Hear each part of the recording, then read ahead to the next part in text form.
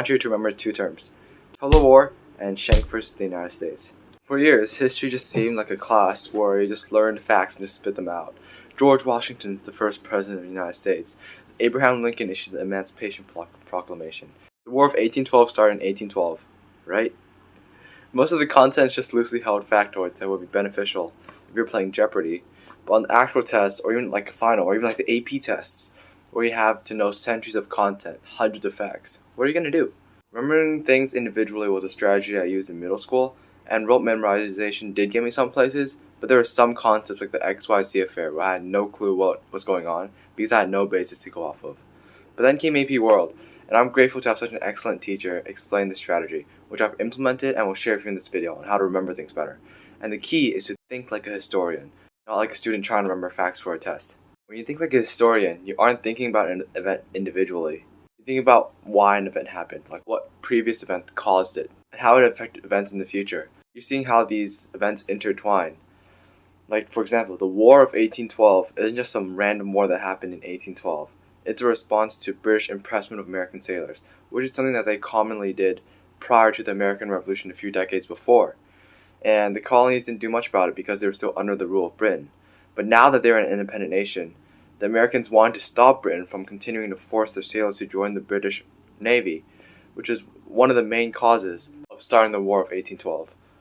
So when you see how these different events connect to each other, like the American Revolution, the impressment of American sailors, to the War of 1812, you end up cutting out the superficial fluff like who did what or random dates that go in one year and out the next. This way you aren't wasting your energy on memorizing some obscure date, but rather understanding a series of cause and effects. These connections can help you in two ways. History is usually taught in chronological order, so the events are influenced by prior events. So the alliance system built by the European nations during the 19th century to compete against other European nations led to them dogpiling on each other and declaring war after one another after Austria's Archduke was assassinated. And because of the alliance system, the situation blew up to now what is known as World War I.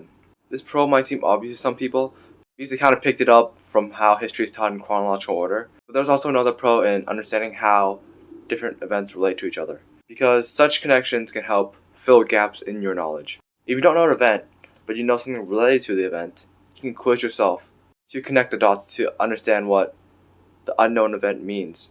So let me ask you again to memorize the terms of total war and Schenck versus the United States. If you've taken AP World or APUSH before, for me it was my sophomore and junior year, you know that total war is when every aspect of the economy is geared towards the war effort. Pretty much all is led by the government.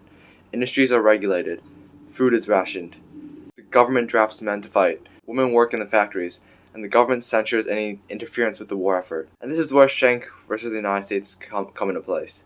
If you haven't taken AP Gov, which is like senior for me, and I haven't taken it yet as of recording this video, there isn't really much important place on this case. But here's the backstory.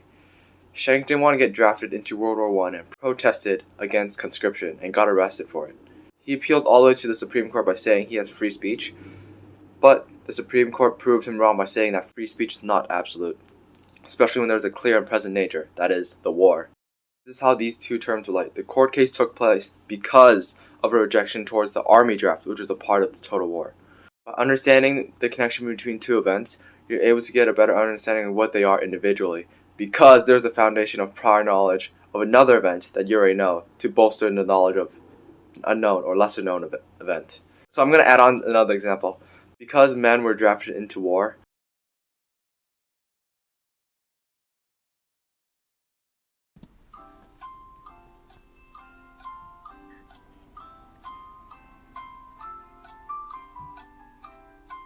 so given that information that women took up roles that were traditionally men's, it proved that they were competent enough to work in such jobs by keeping the economy running during wartime. This eventually granted them the right to vote after World War I.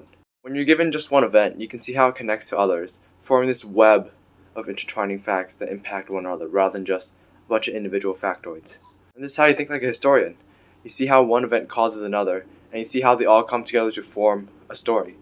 That's what the AP test is looking for when it asks, evaluate the extent of which something caused something.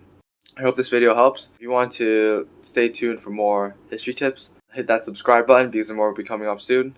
Or just study tips in general. And if you're here for the SAT, there's a playlist of ST videos right here. Keep going.